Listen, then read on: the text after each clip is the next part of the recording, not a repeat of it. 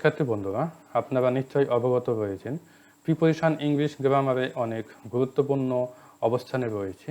Preposition ছাড়া ইংরেজিতে শুদ্ধভাবে বাক্য লেখা যায় না, ফ্রি হ্যান্ড রাইটিং লেখা যায় না এবং শুদ্ধভাবে ইংরেজিতে স্পিকিং করা যায় না।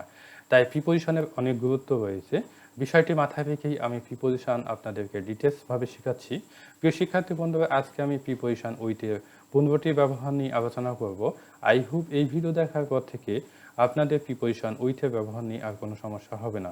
প্রিয় শিক্ষার্থী বন্ধুরা, আমি কথা না বাড়িয়ে এই আলোচনা শুরু করছি। প্রথমেই দেখেন, কোনো বস্তু বা যন্ত্রের দ্বারা কোনো কাজ করা বোঝাতে উইথ বসে থাকে। যেমন he killed the man with a knife, সে ব্যক্তিকে ছুরি দিয়ে হত্যা করেছিল।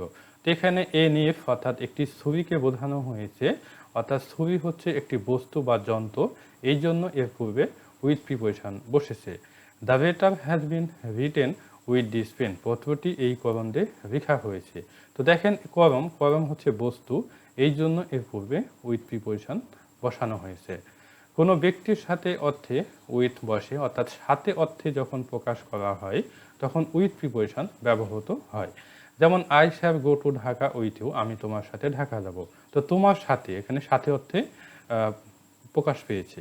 হি has no relation with me, তার আমার সাথে কোনো সম্পর্ক নাই, এখানেও সেম অবস্থা, সাথে অর্থ প্রকাশ পেয়েছে।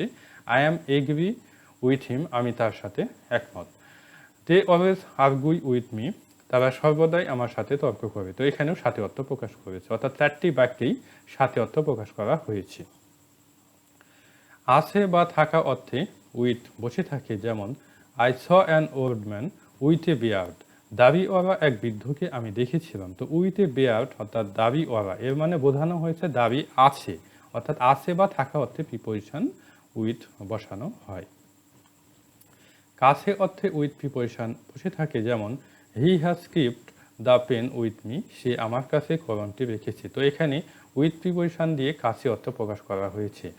হি is not popular with the young voters, সে তরুণ ভোটারদের কাছে জনপ্রিয় নয়। এখানেও কাছে অর্থ, অর্থাৎ তরুণ ভোটারদের কাছে, অর্থাৎ উইথ প্রিপোজিশন দিয়ে কাছে অর্থ প্রকাশ করা হয়েছে। যে কোনো সংস্থা বা প্রতিষ্ঠানের একজন কর্মী বোঝাতে উইথ বসে থাকে। তো দেখেন এখানে example, he he is an employee of the Sonali Bank of Bangladesh, সে বাংলাদেশের সোনালী ব্যাংকের একজন কর্মচারী। তো প্রিয় শিক্ষার্থী বন্ধুরা, এখানে আমি দিয়েছি আপনাদের বোঝানোর জন্য। তো দেখেন এখানে এমপ্লয়ি দেওয়া আছে, প্রথম সেন্টেন্সে এমপ্লয়ি দেওয়া আছে। তো আপনি যদি মনে করেন এমপ্লয়ের জায়গাতে আপনি উইথ প্রিপোজিশন দিবেন, তো আপনি দিতে পারেন। অর্থাৎ আমি বলেছি, দেখেন কোনো সংস্থা বা প্রতিষ্ঠানের একজন কর্মী বোঝাতে উইথ বসে থাকে, তো এমপ্লয়ের জায়গাতে উইথ দেওয়া যায়। অর্থাৎ he is with the Sonali bank of Bangladesh, এটার অর্থ প্রকাশ করে সে বাংলাদেশের সোনালী ব্যাংকের একজন কর্মচারী বা সে সোনালী ব্যাংকে চাকরি করে। ওকে, এই ধরনের অর্থ প্রকাশ করা হয়েছে। অর্থাৎ এখানে যেটা বোঝাতে চেয়েছি, এমপ্লয়ের জায়গাতে উইথ প্রিপোজিশন বসানো যায়। অনুকূলে অর্থে উইথ বসে থাকে। যেমন হি ওয়াজ সুইমিং উইথ দ্য কারেন্ট, সে স্রোতের অনুকূলে সাঁতার কাটছিল। তো প্রিয় শিক্ষার্থী বন্ধুরা, আগে বুঝতে হবে অনুকূল কি। অনুকূল হচ্ছে স্রোত যেদিকে যায়, অর্থাৎ নদীর স্রোত যেদিকে যাবে সেদিকেই আপনি সাঁতার যখন কাটেন সেটা হয় অনুকূল। আর প্রতিকূল হচ্ছে নদীর স্রোত যেদিকে যায় তার বিপরীত দিকে যখন আপনি সাঁতার কাটবেন সেটি হয়ে যাবে প্রতিকূল। ওকে, তো যখন আপনারা অনুকূলে যাবেন তখন আপনাদেরকে উইথ প্রিপোজিশন বসাতে হবে, অর্থাৎ অনুকূলে অর্থে উইথ প্রিপোজিশন বসে। তো এই ধরনের প্রধানত ম্যাথমেটিক্সের অঙ্কের এর প্রয়োজন হয়। যারা হয়তো গতি নিয়ে যখন বা নৌকার গতি নিয়ে যখন অঙ্ক করবেন, হ্যাঁ, সেই ক্ষেত্রে প্রধানত উইথ প্রিপোজিশনের ব্যবহার হয়ে থাকে বেশি। তো এবং এখানে যখন আপনি বিপরীত বা প্রতিকূলে যখন যাবেন তখন উইথের জায়গাতে এগেনাস্ট প্রিপোজিশন দিতে হয়। কোনো কিছু থেকে পৃথক করতে উইথ বসে থাকে।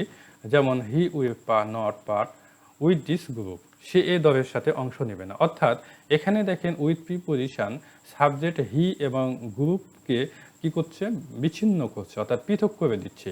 অর্থাৎ সাবজেক্ট হি এবং গ্রুপের সাথে বিচ্ছিন্ন করার ক্ষেত্রে উইথ প্রিপোজিশন এখানে বসানো হয়েছে।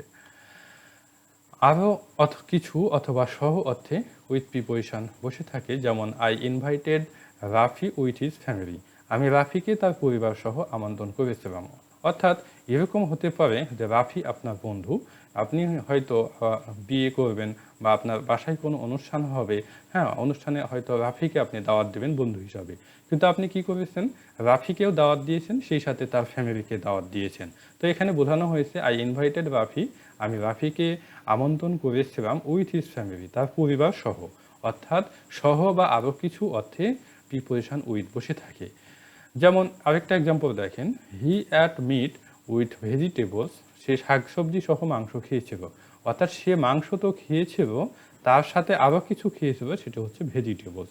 অর্থাৎ আরও কিছু সহ অর্থ প্রকাশ করতে এখানেও উইথ প্রিপোজিশন বসানো হয়েছে। ওপর অর্থে উইথ প্রিপোজিশন বসে থাকে, যেমন my father is angry with me, আমার পিতা আমার উপরে রাগান্বিত। তো এখানে উইথ দিয়ে উপরে অর্থ প্রকাশ পেয়েছে। The man is dissatisfied with বাবু, লোকটি বাবুর উপর অসন্তুষ্ট। তো এখানে উইথ প্রিপোজিশন দিয়ে উপরে অর্থ প্রকাশ করা হয়েছে। আবেগ প্রকাশ করতে উইথ বসে, যেমন হি ওয়াজ ক্রাইং উইথ ডিলাইট, সে আনন্দে কাঁদছিল। অর্থাৎ আবেগ বোঝানো হয় আনন্দ, দুঃখ, বিষাদ, হ্যাঁ, এই ধরনের যখন কোনো কিছু বোঝানো হয় তখন সেটি দিয়ে আবেগ বলা হয়, এবং এক্সক্লামেটরি সেন্টেন্সের শেষে যে চিহ্নটা থাকে সেটিকে বলা হয় আবেগ সূচক চিহ্ন। তো এখানে আনন্দে কাটছিল। তো প্রিয় শিক্ষার্থী বন্ধুরা, অনেকেই হয়তো মনে করতে পারবেন কী ব্যাপার, আনন্দে কেউ কাঁদে নাকি? তো হ্যাঁ, আনন্দে কাঁদে। হয়তো কেউ কোনো কাজ করছে অথবা অনেক হার্ডওয়ার্কিং করছে কোনো কাজে সফলতা পাওয়ার জন্য, কিন্তু সে সফল হয় না, হয়তো এক পর্যায়ে সে সফলতা লাভ করেছে। হ্যাঁ, যখন অনেক পরিশ্রম করে কোনো কাজে সফলতা পাওয়া যায়, হ্যাঁ, তখন অনেকেই আনন্দেও কেঁদে থাকে। হ্যাঁ, অর্থাৎ এখানে আনন্দ দিয়ে আবেগ প্রকাশ করা হয়েছে। নেক্সট আরেকটা এক্সাম্পল দেখেন, since he failed in the exam he couldn't meet me with same, যেহেতু সে পরীক্ষায় ব্যর্থ হয়েছিল সেহেতু সে লজ্জায় আমার সাথে সাক্ষাৎ করতে পেরেছিল না। তো দেখেন এখানে সেম দিয়েছি আমি, তো এখানে উইথ সেম অর্থাৎ সেম দিয়েও আবেগ প্রকাশ করা হয়েছে, অর্থাৎ লজ্জা বোঝানো হয়েছে। এই জন্যই এই সেমের পূর্বে উইথ প্রিপোজিশন বসানো হয়েছে। কারণে অর্থে উইথ বসে থাকে, যেমন the man is trembling with rage, লোকটি রাগে কাঁপছে। হয়তো আমি আমার স্বচক্ষে দেখা এই ধরনের ব্যক্তি আমার বাসার পাশে প্রধানত, যে সে যখন রেগে যায় তখন তার গা কাঁপে, হ্যাঁ, গা কাঁপতে শুরু করে। অর্থাৎ এই রেজ রেজ দিয়ে বোঝানো হয়েছে কারণে, অর্থাৎ কি কারণে কাঁপছে, রাগে কাঁপছে। হয়তো আমি এখানে বলেই দিয়েছি যে কারণে অর্থে উইথ প্রিপোজিশন বসে, অর্থাৎ লোকটি রাগের কারণেই কাঁপছে। সমন্বিত অর্থে উইথ প্রিপোজিশন বসে থাকে, যেমন I like a girl with black eyes, I like a girl with black eyes, আমি কালো চোখ সমন্বিত একটি মেয়েকে পছন্দ করি। তো উইথ ব্ল্যাক আইস মানে এটি দিয়ে সমন্বিত বোঝানো হয়েছে, এই জন্য উইথ প্রিপোজিশন বসেছে, অর্থাৎ ব্ল্যাক আইসের পূর্বে উইথ দিয়ে সমন্বিত বোঝানো হয়েছে। সত্ত্বেও অর্থে উইথ বসে থাকে, যেমন with all his qualification he doesn't gate job, তার সব যোগ্যতা থাকা সত্ত্বেও সে চাকুরি পায়নি। অর্থাৎ এখানে সত্ত্বেও অর্থ প্রকাশ করানো হয়েছে, অর্থাৎ উইথ দিয়ে সত্ত্বেও অর্থ প্রকাশ করেছে। নিয়ে অথবা নিয়া অর্থে উইথ বসে থাকে, যেমন they are waiting for me with a gift, তারা উপহার নিয়ে আমার জন্য অপেক্ষা করছে।